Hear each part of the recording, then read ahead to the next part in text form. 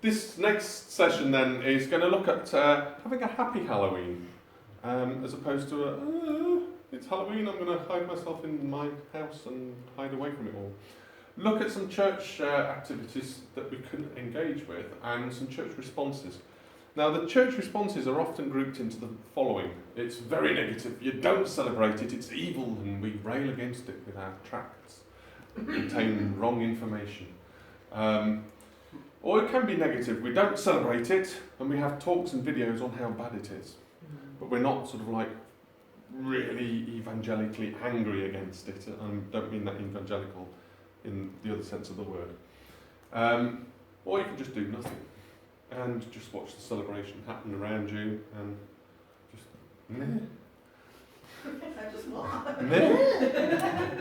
Or you could be positive. Now, positive things, we've seen some churches engaging in light parties and alternatives to Halloween, which I find interesting, an alternative to a Christian festival put on by Christians.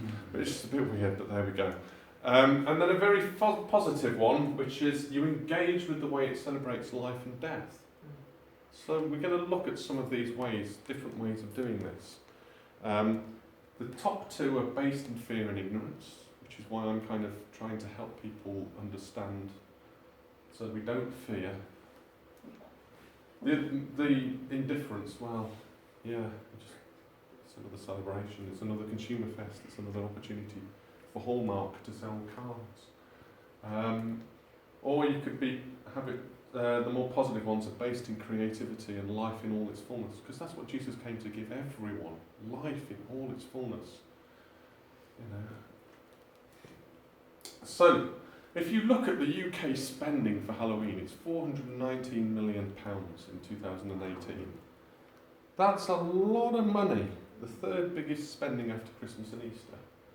We could just go meh, but I've often found that when the church goes meh or retreats from something, it leaves a vacuum that gets filled with all sorts of stuff, and most of it is consumeristic. Let's face it, most of the stuff that's out there is purely consumeristic. Most of my pagan friends will just look at the stuff that's in Tesco's and Asda and other supermarkets are available and realise that this isn't what Halloween or Samhain, if you want to celebrate Samhain, is all about. It's become consumerised. Do we let this happen? Well, there are people that are saying we shouldn't even celebrate Easter because apparently that's supposed to be a pagan festival. And then Christmas, well, oh dear. It's the same shallow pool of misinformation that all of this, you can't celebrate Christmas, you can't celebrate Easter, you can't celebrate Halloween. All of that comes from fear and ignorance. So, things like Scripture Union light parties.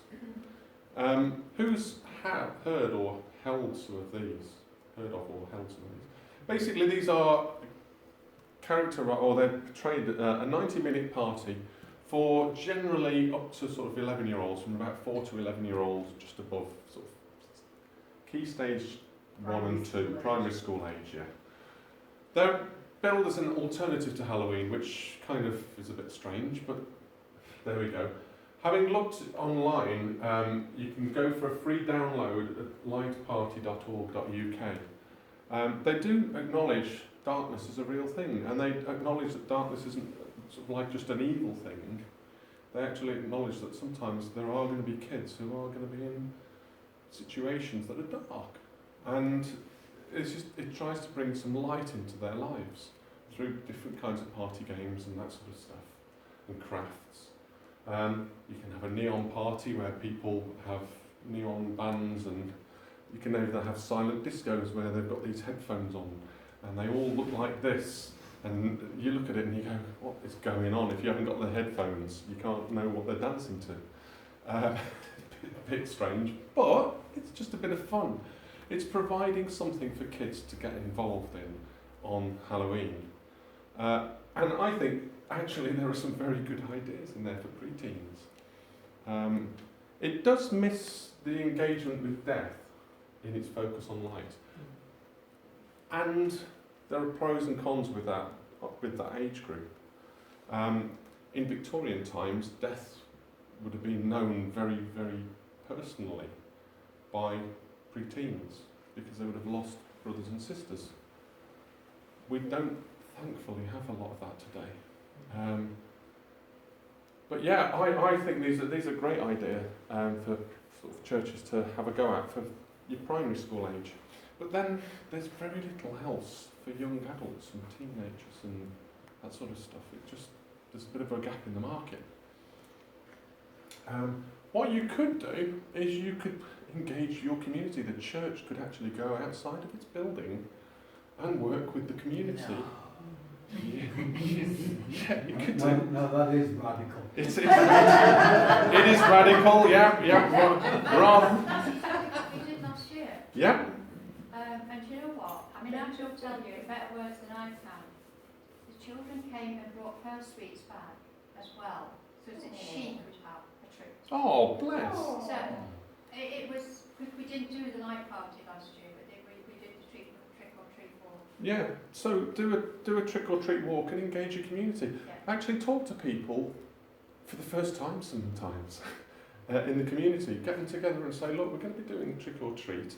If you really don't want to get involved in this, then we'll give you a little poster. You can put it up in the window, and we'll work with the schools in the area, and we'll say, if you see this sign in the window, don't go in because they don't want to. But if you want to engage with it, maybe put a pumpkin at the end of the drive or path or whatever, and you can have the kids escorted around in groups to the houses. It's a great opportunity for kids to actually meet other people in the community that are of a different age range. Because we often keep kiddies with kiddies. We don't actually get them to... We've got this whole stranger danger thing. And, there is safeguarding issues and all that sort of stuff, which you need to process when you're planning something like this. But if you have got safe people around the community who are going to say, well, we'll put on some treats, that sort of stuff, we'll dress up the house, make it look a bit spooky, because let's face it, Scooby-Doo, you know it's going to be somebody who's, the old man with us, and he would have gotten away with it if it wasn't for the pesky kids and their dog. You've got all of those kind of things that kids can engage with on a very low level, and it's not a bad thing for kids, I think, to learn about the different people in the community. Okay, you could have a disco for all. You could even get people to come back after your Halloween walk and have a competition for the best dressed. Okay? Or you could do a short talk about Halloween. My card is at the back. That sort of stuff that you can do to get your community involved. Because guising, souling, all of that sort of stuff was originally a community thing. And we've lost community. And actually these types of things do get your communities rebuilding and talking to each other. And what time of the year do you have a license to go round to somebody's house, knock on the door and go trick or treat? And you can, if they're willing, they can give you some treats. Now you can say, well, okay, what about sort of the safety of sweets and all that stuff? And you can teach kids, well, just have the stuff that's wrapped. My house, my front door is on the street, and last Halloween, I was at home, and I was sat in my living room, and I was listening to some music, and I could hear the children going up and down, and nobody was knocking on my door, and I thought, they're strange. And then I heard a group of children come to my house, and I heard this adult's voice say, no, don't knock on her door, she works at church, she won't like it. And I thought, that's why they're not coming to me. Yeah. And what a sad thing that is. Yeah, that the church is not known for its hospitality. Yeah. I'm sat there with my bucket of sweets. I just had to eat them all myself. But isn't it a shame when the church people are known for being grumpy and for no-nos? And actually, isn't everything yea and amen in Christ? In Christ?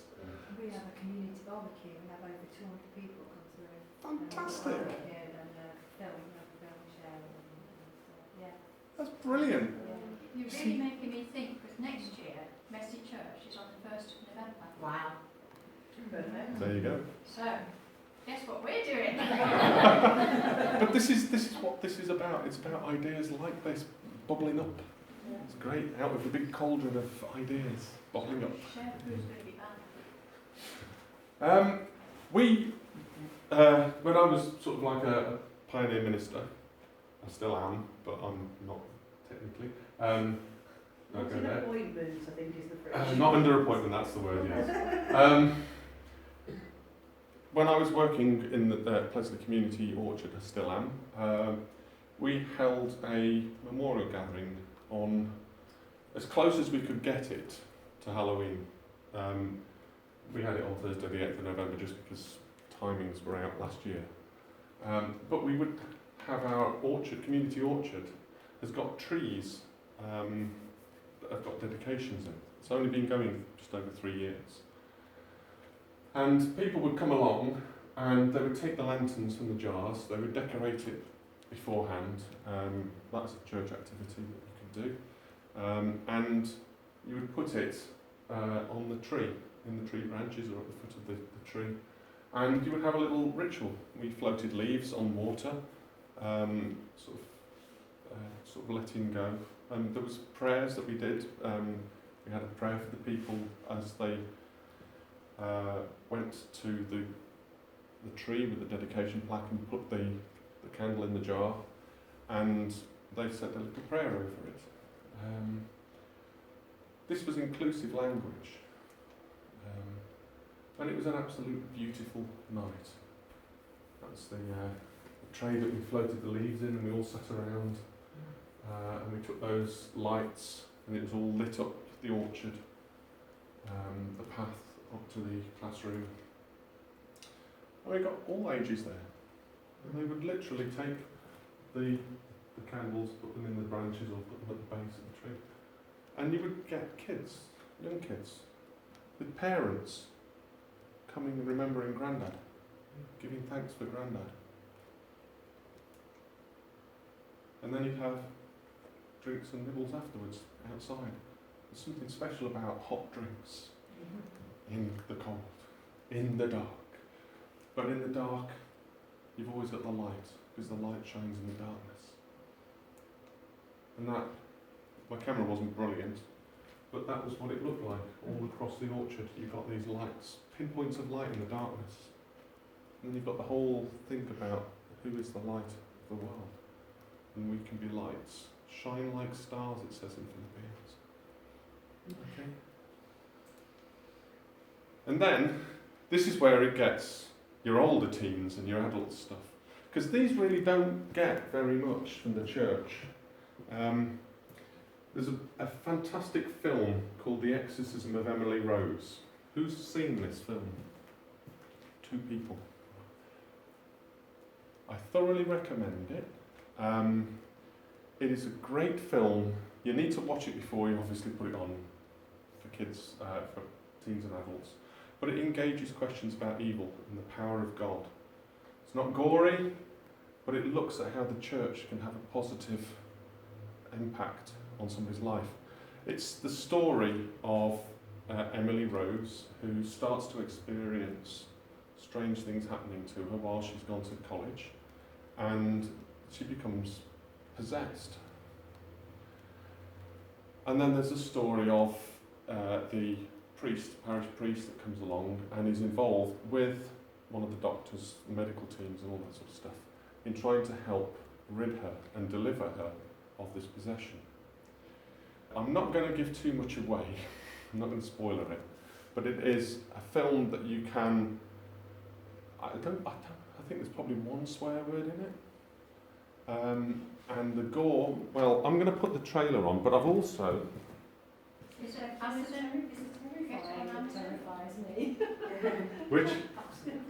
Absolutely bloody terrifying. Yeah, it's actually not.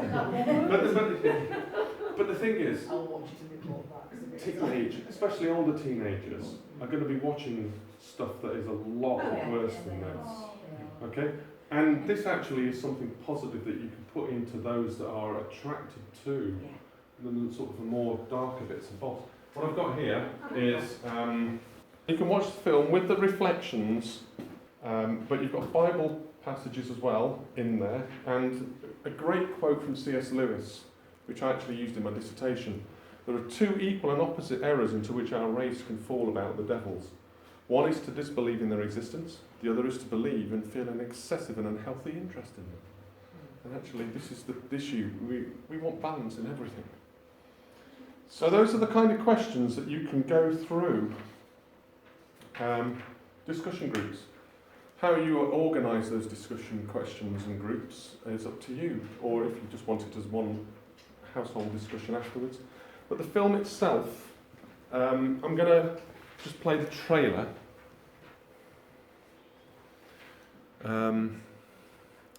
It's not pea soup and head spinning, if you know what that means from the Exorcist film. It's not that at all, but it is a film that is worthwhile. Where did you buy it from? You can download it. Just download it. Yeah. Netflix, I think, has got it on. This is one of these ones where you've got to make your own call on this. Actually, the themes behind this are positive themes. When he's going through this trial, because Emily, I'm going to spoil it, Emily dies in the exorcism. When he's going through the trial, you've got the priest who's trying to tell the story of this person. It wasn't Emily Rose, is the name of the original person. This was a case in 1976 in Germany, and the whole, as you get towards the end, you realise why they wanted to make the film. And the film isn't there as a gore fest. The film is actually there to talk about the reality of good and evil and the power of good over evil. It's one of those ones you've got to watch before you make a judgment, I think, on whether you'd use that or not with adults and with teens. I think what you'll find is that, as I've said, adults and teens, they'll be watching a lot more than that. Saw, the Saw films, all these gore fests, they'll have watched Nightmare on Elm Street type stuff, Hallowe'en. What scares us won't scare them. It is one of those where, but especially with adults, you could do this, I think, and do it. The intention is to actually explore the reality of evil and good, and to the questions that go through that with that will help you to do that. It's very highly rated by some of the Christian websites because of the way it approaches the theme. It's got a bit of Hollywood in that, and I think, to be honest, what you've seen there is the scariest bits, I have to say. It's picked them all out for the trailer. Yeah. But yeah. You survived. So there's no bits in between. Don't listen to it. There is. If you don't want to see the stuff, there is a book that I do recommend called The Awakening by Friedrich Zwendel. It's about a chap called Johann Blumhardt, who was a Lutheran pastor in the 19th century in a place called Mottlingen in Germany, and he was a parish priest that had somebody called Gottliebin Dittus, this girl who they think, as you read through the story, that she was involved in some sort of folk magic-y type stuff. She starts to experience paranormal disturbances, starts to then get an apparition appear to her with somebody with two children, holding two children, at which point the pastor is going, right, we've got 20 people in here to try and investigate where all these noises are coming from. She's saying this apparition's about to hit. I'm going to get these people out because I'm not going to be able to explain, if anything does appear, what's going on. And so as he goes through this, he has this conversation. Now this is a Lutheran pastor who effectively uses Mark 5, the Gadarene demoniac, Luke 8. He uses that as his blueprint for how he engages with the possession of Gottliebin Dittus. And he uses prayer and scripture alone. And he then sort of, he says, when I got to Gottliebin, I heard the tapping. She lay quietly in bed. Suddenly it seemed as if something entered into her, and her whole body started to move. I said a few words of prayer and mentioned the name of Jesus. Immediately she began to roll her eyes, pulled her hands apart, and cried out in a voice not her own, either in accent or inflection, "I cannot bear that name." We all shuddered. I had never heard yet anything like it, and in all my heart I called on God to give me wisdom and prudence, and above all to preserve me from untimely curiosity. Very important, very wise. In the end, firmly resolved to limit myself to what was necessary and to let my intuition tell me if I went too far, I posed a few questions. Test the spirits. How do you test the spirits if you don't actually listen to what's being said? Addressing them to the voice, which I assumed belonged to the dead widow. Now this was potentially a dead widow, the spirit of a dead widow that appeared to Gottlieb Dittus. And it said, a conversation went like this: is there no peace in the grave? No. Why not? It's the reward for my deeds. Have you not confessed everything? Now it tells that he had a deathbed confession with the widow 2 years previous. No, I murdered 2 children and buried them in a field. Do you not know where to get help? Can you not pray? I cannot pray. Do you not know Jesus who can forgive sins? I cannot bear the sound of that name. Are you alone? No. Who is with you? Hesitatingly, then with a rush the voice replied, the most wicked of all. The conversation went on like this for a while. The speaker accused herself of sorcery, and on account of which she was bound to the devil. 7 times she had possessed someone and then left his or her body, she said. I asked if I might pray for her, and after some hesitation she permitted me. When I finished, I told her she could not remain in Gottlieb's body. At first she seemed to plead with me, but then she became defiant. However, I commanded her to come out.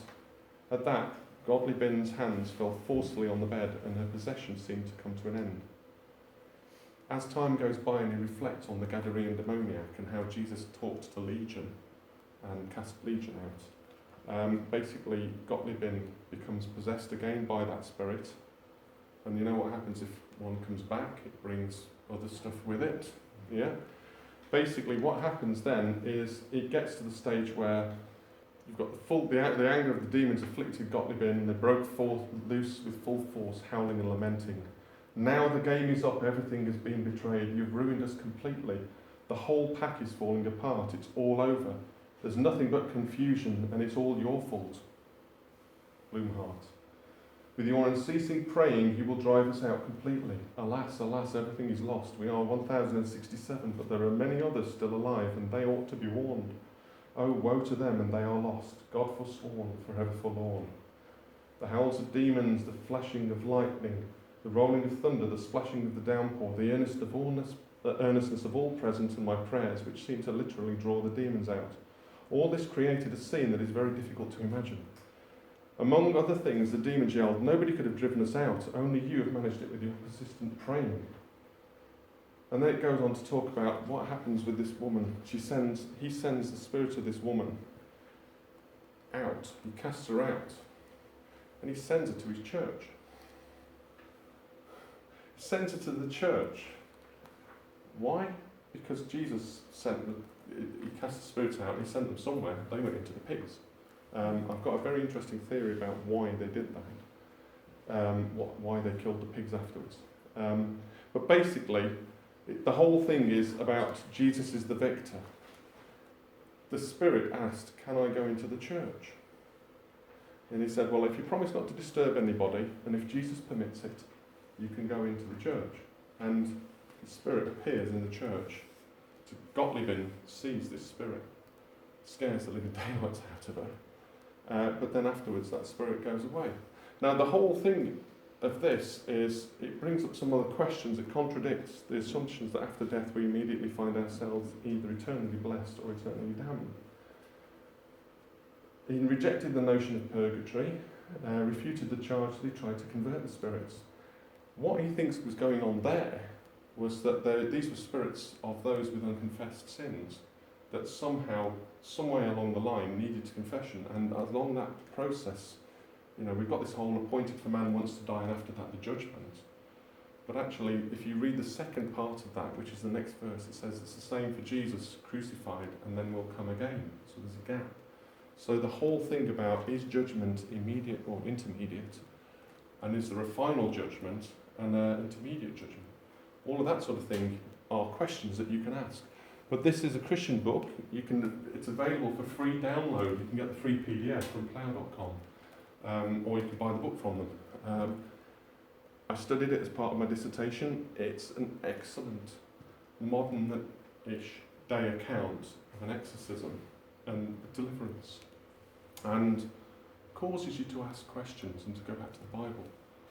And if it causes you to go back to the Bible, it can't be a bad thing.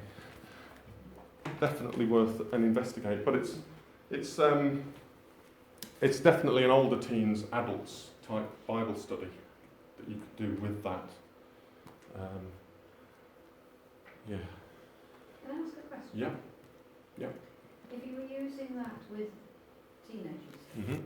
who didn't know much or hadn't had much to do with church, and I wouldn't. You wouldn't. I wouldn't. I wouldn't. You've got there's too much pre-preparation to do with that. I would use this with a Bible study group with teenagers and older teenagers and adults who at least have got some understanding of heaven, hell, judgment, and then you can start to look at things, which we will do in a little bit. The whole thing is really part of a bigger thing that you need to do on the afterlife, I think. And we don't really do much to do with the Age is afterlife. critical, because we know that moral reasoning is a long time developing. So Yes. we know that we're in our 20s before we truly develop moral reasoning. We Yeah. put too much on our children. Yeah, exactly. Whether we teach them as adults at 18 or not, we really put too much on them. But what I'm saying is you Supporting could use that as a sort of, this is a Christian account of a deliverance ministry. You've got things as well, tree of memories. You can either have them as real trees, or you can have branches put into like a Christmas tree stand. And you get people to just write things to their loved ones. You give them a pro forma bit of ribbon. They can either tie it in the trees of the graveyard, or they can tie it on the tree in the church. We often do them at Christmas time, but actually I think this is an ideal time when you've got a time of All Souls, All Saints days. Tree of Memories is much more applicable then than at Christmas time. You do that remembering, you do that grieving, you work through that process, and then you get that sort of time to the Advent going into Christmas. And that, again, is something that every age can get involved in. Or you can do a small Halloween ritual. I wrote a Halloween ritual, which I shall pass out. So this is a Halloween ritual that our family's done. We've done it a couple of years, haven't we, love? Yeah, And it basically is, you set a table and you have a meal, and you can leave a space, because, well, hold on, that sounds a bit weird, but the Jews used to leave a space for someone that had died. You're not inviting the person to come back, but what you are is saying there's a space there, it's symbolic of somebody we want to remember and we want to give thanks for. Yeah, there's the ritual script itself, which is the one with the photograph on, and then there's the preamble stuff, the preparation, what's going on under the bonnet, what you need to get prepared and all that sort of thing. There's a couple of music tracks that you can use as well. You can get them from YouTube. But it's something that you can do as a house group, or you could do it as a small family group, or you could, if you've got an extended family that's quite large and in the area, you could all get them together and celebrate together and give thanks for Grandad, Grandma. They don't have to have died that year. You can just remember. Tell stories, positive stories about them. You know, what do you remember about the person? Because we don't often really do that, and this is a specifically set time where we come together and we remember and give thanks for somebody who we know who's passed on. We're going to have a bit of a spooky Bible study now. Okay? I'm going to have to give you a 6,000 word chapter that I had to bin from my dissertation. I'm not going to give you here, don't worry about that. I'm going to give it you on one slide. I had to lose an entire section on Sheol, having spent about 2 weeks writing it. Sheol is Hebrew for the grave, or the afterlife, or the abode of the dead. We're not quite sure exactly what it means, but generally speaking, the grave is the predominant idea. The word meaning, it could be two things. It could be hollow. You go into a hollow in the ground, the grave. Or it could also mean to ask. Okay, now that's important, the to ask bit. Now, we are 21st century Christians. We've got an idea that's brewed up over the last 2,000 years on what the afterlife is like. But what we're going to try and do is we're going to try and get back to the understanding of what it was like for a 12th century BC person. Everybody went to Sheol. Whether you were good or whether you were bad. Everybody went to Sheol. And we would say, well, everybody goes to the grave, good or bad. We all go to the grave. They existed there as shades, or Rephaim. And the interesting thing is that according to the Jewish mindset back then, God was not present in there. Now we've got an idea that God is present everywhere, haven't we? The Psalms go, if I go up to the heavens, you are there. If I go to the depths, to Sheol, you are there. Yeah? But actually, Psalms is a little bit further along the timeline than where we are going to be looking at. It wasn't a place of punishment. Interesting. You went down into the earth, and that's where the ancestral dead were. You were gathered to your fathers. You were gathered to the tribe. And the strange thing is, they believed that knowledge could be divined from them. This is why God gets a bit upset about people contacting the dead, initiating contact with the dead, because people were trying to do that and get knowledge that they shouldn't really have. Now the weird thing there is that God forbids it. You know, you've got "you shall not suffer a witch to live" and all that sort of stuff from the King James. The whole thing about witch you've got to remember is that witch in the Bible is the King James version. King James was paranoid of witches. He was really, really scared of them. That's why whenever you see that word in a King James, you'll see it's been put there because of King James's interpretation of what that meant. It's actually better translated as medium. Okay? Better translated as medium. We'll look at that in a little bit.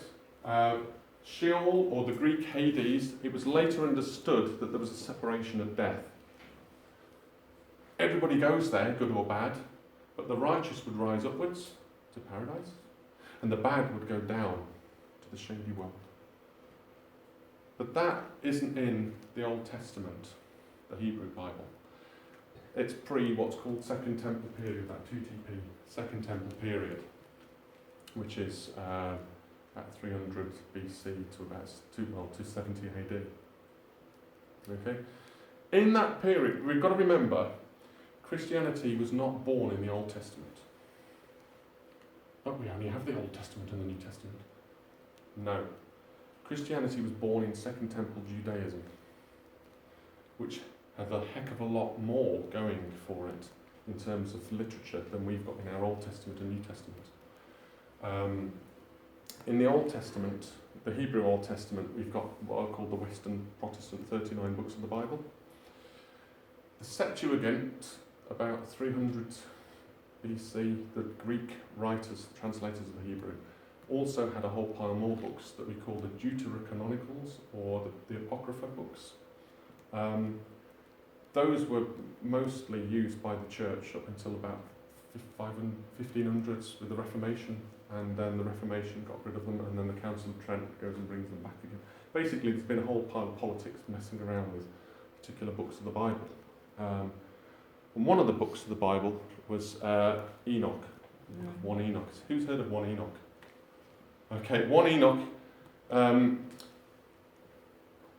1 Enoch was one of those books where the ancient church father Jerome said to the people, You can either have the book of 1 Enoch, or you can have the book of Revelation.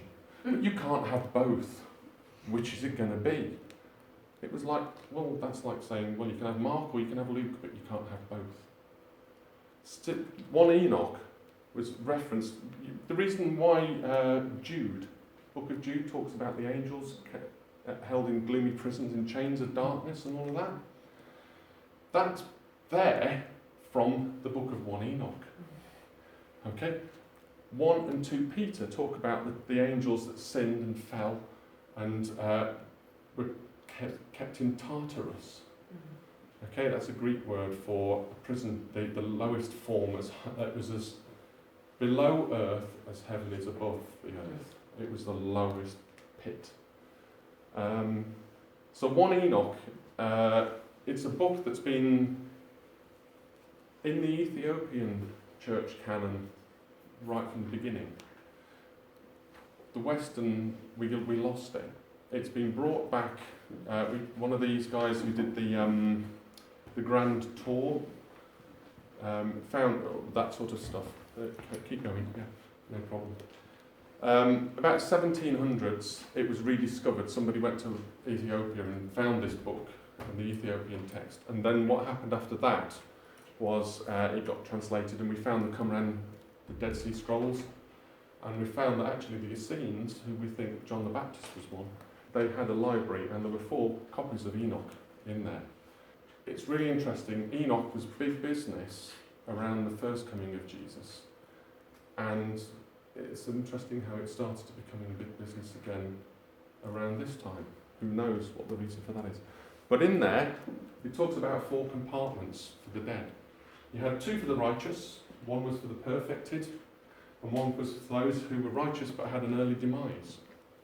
They were either killed in battle or martyred. And then you've got 2 for the unrighteous, the wicked rich. They had their life, it was fantastic. They had all their wealth, they had life and all its fullness, as it were, this side of the veil.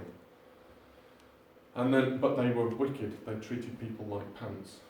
And then you just got the general unrighteous. And the rich man and Lazarus, the reason why it talks about that chasm between the 2 is because of Enoch.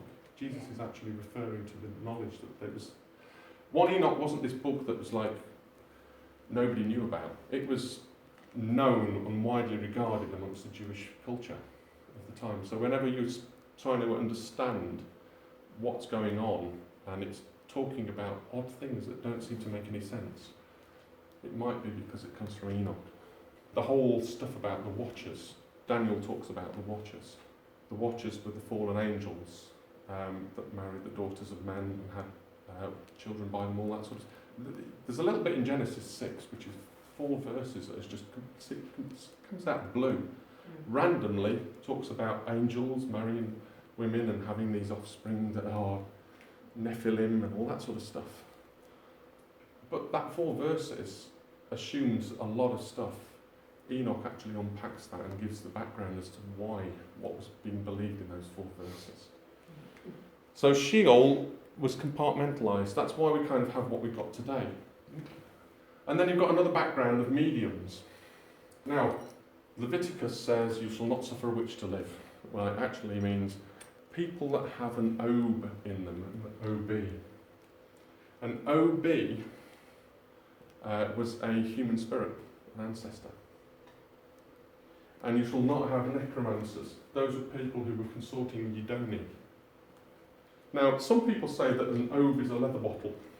Some commentators talk about it being a leather bottle, or a ventriloquist, or a ritual pit.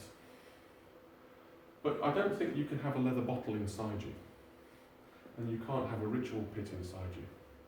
An ancestral spirit, if they believed the ancestors were able to be divined with, then yes, it's possible that this medium had what we would now say was a familial spirit, something that is possessed and acting as an intermediate to go down into the world of the dead and bring up. A Yidoni was an atemporal spirit. They would use it for divination. So Paul goes to the river to pray, and this woman who's a fortune teller keeps saying, "These men are the Son of God." And Paul's like trying to go down to the river to pray, and he keeps doing it and keeps doing it. And she's going, "These men are the Son of God, listen to them." It's like, she's getting on my wick. So he casts this Yidoni, it's a Pythonic spirit, it's a spirit of Python if you look at the Greek. It seems to be the same sort of thing. So you've got this whole thing about mediums. Now, can you talk to the dead? Well, Johann Blumhardt believed you could. Jesus spoke to Lazarus and said, "Rise from the grave." So he spoke to the dead. Jesus also spoke to Moses and Elijah at the Transfiguration. They weren't asleep. And God says,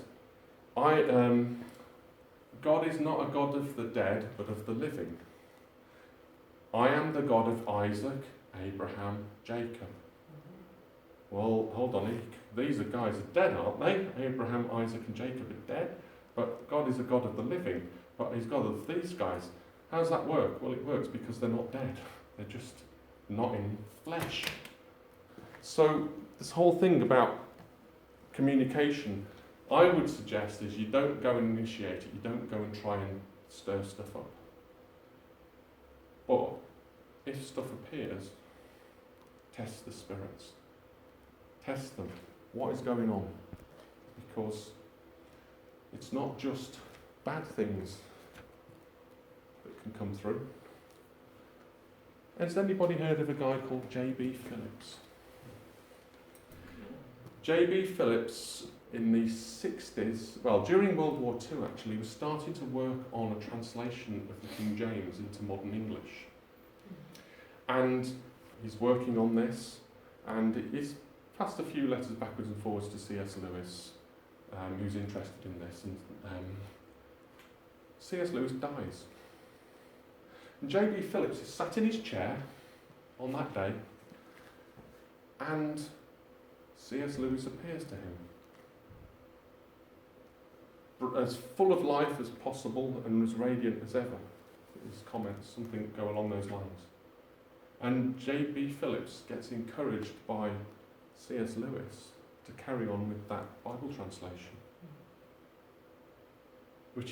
And twice C.S. Lewis appears to J.B. Phillips and says, it's not as hard as you think, keep doing it. And if you buy a copy of the J.B. Phillips translation, you'll see in the preface it gives thanks for the extraordinary encouragement of C.S. Lewis.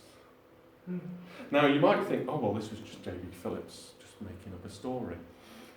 Adrian Plass wrote a book in 2006. For the life of me, I've forgotten what it's about. Things in the Bible that you didn't quite understand. If you look at Adrian Plass's and you get that idea, you'll see.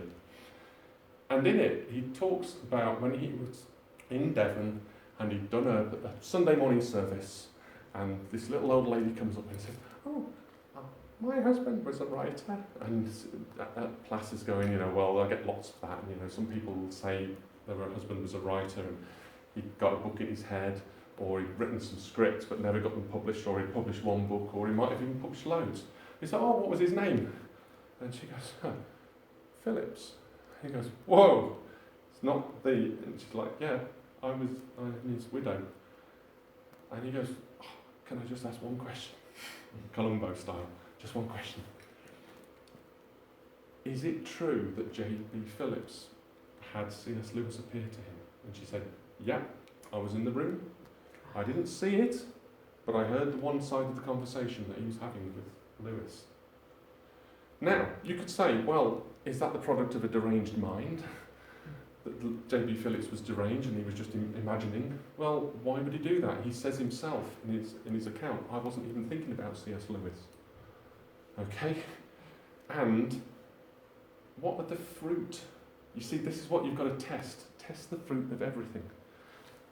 The fruit of the conversation with that spirit in Blumhardt's Deliverance in Gottlieben is actually revival. That's why it's called the Awakening. Revival broke out because of the way that he offered deliverance ministry. With C.S. Lewis appearing to J.B. Phillips, what was the fruit of that? Well, would a demon impersonating C.S. Lewis encourage him to create a translation of the Bible? that's going to see people come to Jesus? No.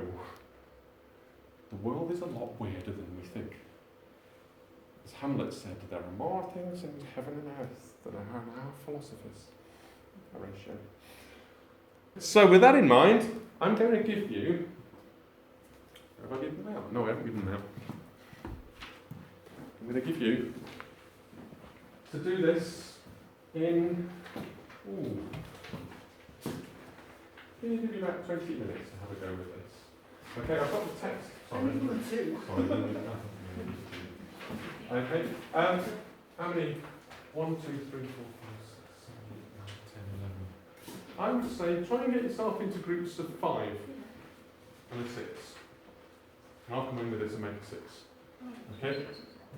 We're going to look at Saul and the medium of Endor. Now, we think we know this story. We don't know this story. This is a spooky story. This is a spooky story in the Bible. This is a great one for teenagers that you can do without any gore or anything like that. Because it's straight from the Bible. Actually, no. Isn't there one where somebody gets a tent peg rammed into their temple? Yes. Yeah. The Bible's got some gory bits in it. But anyway, so I've got the text there. 1 Samuel 28, 3 to 28. A little bit of background I've put in there as well on the back sheet. And then some discussion questions. So this is the sort of thing that you could try as a home group.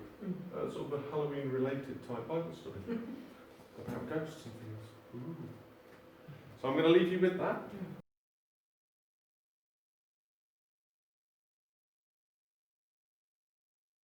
Okay. So, looking at that passage with a little bit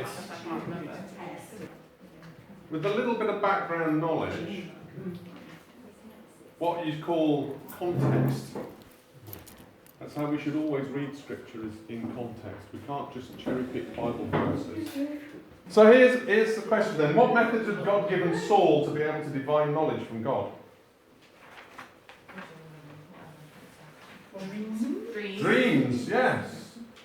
I've trained in Christian dream interpretation, which Streams Ministries do Christian dream interpretation, and I have used that in Mind, Body, Spirit Fairs as a Christian stand. Everybody dreams, and you can actually help them to understand what's the symbolism behind that and all that sort of stuff. What's God speaking to you through that dream? What is it God speaking to you? Or is it your cheese pizza? Or is it something a bit darker?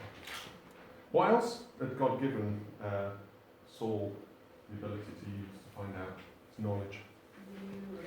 The Urim and the Thurim. We don't quite know exactly what they are, but they seem to be kept in the ephod of the breastplate of the high priest. Kind of, yeah, we kind of think that they might be a throwing stone sort of thing, a heads or tails type thing. Let's face it, who's ever made a decision by flicking a coin, heads or tails? We all have. We've all been guilty of divination. You weren't bothered with that, then you would never have done that. No. Because you'd have seen them, open up and swallow you. The things they do to children, I stop. No, I'm not even going to. Yes, so we've got ways, we've got the prophets as well. Yeah. But Samuel's dead. Okay, so that's one less prophet. And Saul's having a bit of a pickle because he can't get God to answer him. No. Why was that? Backed off with him. God didn't want to is definitely the base answer. Yes, that was the case. But why? He'd been disobedient. He'd been disobedient. Yeah, he'd been disobedient. He hadn't committed genocide. Well, that's Was one it really interpretation of that, yeah. disobedient? There's a problem with the Old Testament, isn't it? There it is. Yeah, it's not as black and white as you think. Genocide, rape, pillage. Yeah, it's got some dirty washing in there. Child We need to sort out. sacrifice. Yeah, God doesn't. Well, yeah, there's an interesting bit with Abraham. Not just that, I was thinking about Isaac. the one who comes back from battle and has to sacrifice his daughter. Yes, that was a stupid thing to say, really, wasn't it? Yeah. That teaches you don't make rash God things told like him to that. say that, did he? Really? No, I don't think so. Not that, anyway. So was it? Did the medium? Why did he want? No. Where are we? Did the medium appear reluctant? Yes. Why? She wants to stay alive. Yeah, basic again. She wants to stay alive. They know that there's a death penalty. That's interesting that the death penalty was for mediumship. God does not deal in absurdities. If mediumship didn't work, why is God giving the death penalty for it? God doesn't deal in absurdities. Obviously something works, because there's stories about this. Was it really Samuel conjured up by the medium? Now this comes from studies on this, which some of them say, no, it was an impersonator. Or it could have been Saul's own psychological thing that's coming here. But what does the text actually say? Samuel. Yeah, it's Samuel. It doesn't say anything else, it just says it's Samuel. So either the Bible's wrong. By the way, if you read in 2 Samuel, it repeats this and says the reason why Saul was killed because he brought Samuel up. So there's another bit there that corroborates 2 or 3 witnesses. What does the text alone say shocked the medium? Now this is interesting because before I started doing an in-depth study on this, I always thought that the medium was sort of like Whoopi Goldberg on Ghost. You know, it's like, this is real, this has suddenly appeared. But that's not what the text says. The text says, well, when the woman saw Samuel, she cried out with a loud voice, and the woman said to Saul, why have you deceived me? You are Saul! Exclamation mark. That's not in the original Hebrew, by the way. The exclamation mark. She knows she's in the presence of the king, who has banned all the mediums, and she's going to die. So that's why she's like, you deceived me. She thinks possibly it's a bait and switch. She's been baited in, and now he's going to switch and he's going to kill her.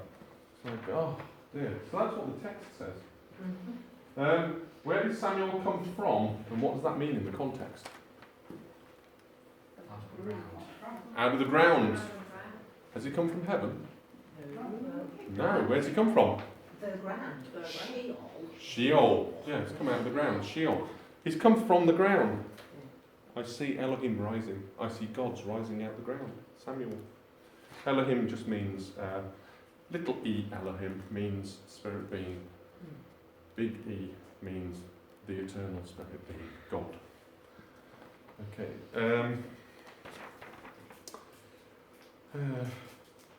So he was coming from Sheol. He wasn't coming from heaven. He was coming out of the ground. What was his attitude?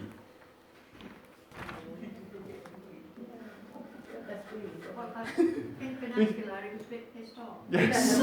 Yeah. A right grumpy bum. Now, if God has gone and sent you on a message, and you are a righteous person, and God said, go and say this to so-and-so, do you go, I'm going to say this to you? If your name's what's his face, Jonah. Jonah. Yeah, if your name's Jonah. But Jonah was having a bit of a bad day. Bad year, maybe. He's annoyed. Why have you disturbed me by bringing me up? Oh, hold on. You have brought me up. Yeah. Not God has sent me. You've brought me up. Why have you disturbed me? He's annoyed. God hasn't sent him to send this message. He's going to send that message himself of judgment. God hasn't. Some interpretations say God allowed this to happen in order for Samuel to send a message of judgment. Ultimately, yeah, if God is in charge of everything, yeah, you could say that. But actually, you've got powers of mediumship that is taking place, that is bringing somebody out of the grave that was not happy, and that was going to say, you're doomed, mate, for messing about like this. You've been told not to. You were disobedient. What was the attitude of the medium towards Saul afterwards? Yeah. Yeah. She hadn't got a hooked nose and warts and green skin and a pointy hat or anything like that. She was actually really, really quite pleasant. Not that green skin, warty people can't be pleasant. Green skin and warty. You know what I'm saying. she's basically, she realised and she showed humanity towards him and said, you know, come on, you've got to eat. This whole thing would have taken probably the whole night. Yeah. This is a really condensed thing down. The ritual process, we've got records from other cultures that surround it that said that this type of activity would have taken overnight to do that. Should we initiate contact with the dead today? Why? Why not? Because you're scared. Well, that's one very good reason. Some people aren't though, and they will mess about with stuff. They will seek to bring up the dead. Because there's a very high likelihood of being deceived. There is a high likelihood of being deceived. You don't know what you're bringing up. You know, it's not like you phone in Samuel's phone number and going, I want to bring Samuel up. I mean, yeah, that we think that's what happened. But you are playing with something that you really don't know what you're playing with, and you could bring something through that pretends. I don't say that this is a pretending instance, but you could get stuff through. And who's to say, if you're trying to bring up somebody who is a psycho in this life, I wouldn't mess about with that sort of stuff. And also, go on. So like Mary said also, you don't know what you're going to hear when you get them, do you? Saul didn't get particularly good news, did he? No, exactly. I mean, Saul's looking for, am I going to win this one? And it's like, no. No, and you're going to die. Already. You're toast, mate. So yeah, it's generally speaking not a good idea to contact the dead, to initiate contact. But what if they contact us? J.B. Phillips, Bloomhart, discernment. It would be nice if the churches told us what to do should they spontaneously contact us. Yeah. What do they do? Depends on the church. Give us some examples. Some churches will wrongly exercise you or condemn you. Some churches, including the Church's Fellowship, will come alongside you and help you with what's happening. That sounds nice. Yeah. And then you get the in-between ones that will kind of sidestep the whole issue because they don't understand it, they don't want to understand it. Divine fudge. Fine fudge. One of the things that I've done a lot of research, purely for research purposes. I've watched a lot of telly. Paranormal TV is massive. If you go on Really TV, it used to be Living TV, which was great. Really TV has ghost adventures, paranormal lockdown, paranormal this, ghost that. Hundreds and hundreds of hours of programs. And the ones that you get are like, who's seen Most Haunted? Come on, I'm going to confession. I can do absolving. They go around and deliberately try and stir stuff up. Why? So they can capture it on video, on tape, on digital recorders and stuff. So that they can then go, yeah, the supernatural exists, paranormal exists. It's a case of you're going around to try and provide entertainment. Is that an ethical way of treating the dead? No. No, it's not. But they still just go into it. And some of these paranormal investigators will go, come on, give us some signs. Do you really know what you're asking for? So really going and initiating contact with the dead, not a good idea. You don't know what you're going to get and you don't know what message you're going to get, and just generally it doesn't often end well, psychologically or spiritually for people. What if they contact us? We've gone through. How and why should we test the spirits? Well, we've got the why because we don't know what we're getting. Talking about. You've got to do an element of communication to find out who is sort of testing, haven't you? Yeah, which is what Bloomberg did, which is what Jesus did with the demoniac. And get a real. Tell me you're lame. Have a conversation. So, you don't go and initiate contact. if you get something come through without initiating contact, if you've got a disturbance or something, you've got to work with people or get some help and test what are the fruits of this. Is the fruits of this going to lead me towards a deeper relationship with God or dependency upon a particular person who says that they can bring messages from Martin Vera or whatever. If it's dependency that it's producing, that's not a good thing. If you've got places that are supposedly haunted and they're then starting to charge, and I was listening to something yesterday, they do these ghost hunts where you can go and have a paranormal evening from about 9 to 2 in the... Joe and I went on one purely for research purposes. I bought one for her for her birthday.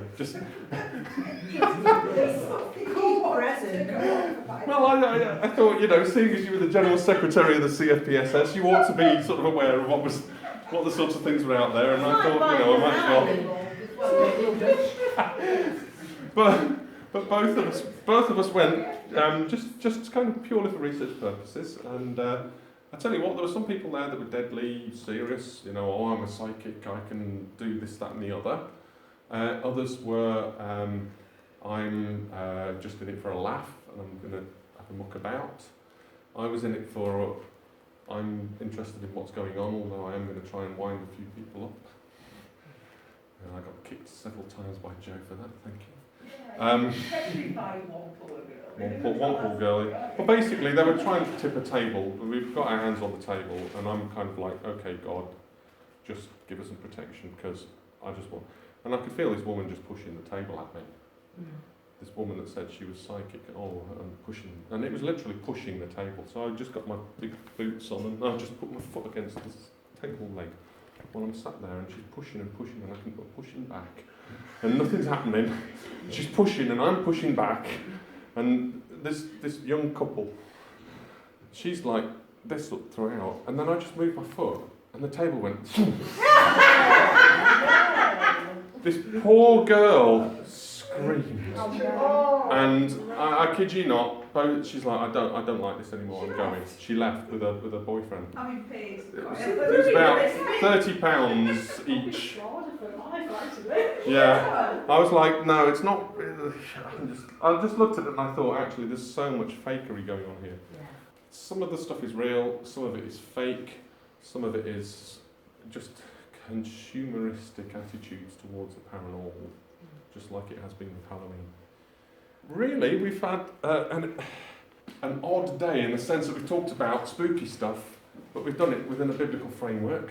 We've talked about Halloween, and we've tried to see the real history behind it rather than sort of some of the truth behind Halloween. And we've looked at some of the things that we could do actively as a church to engage positively with the celebration, the Christian festival, and reclaim a time when actually we can give thanks for those that have passed beyond, and share memories about them and that sort of stuff. And we've seen that there maybe are some films that actually we can engage with if that's the sort of thing that we want to do. If that's the thing that our teenagers are into, spooky films, then we've seen a spooky film that actually isn't bad. It's actually quite good to promote discussion on these things. So everything framed with prayer, everything framed with the intention actually that we bring glory to God, bring glory to Jesus through using our minds, our bodies and our spirits. Because Jesus came to give us life in all its fullness, both this side of the veil and beyond.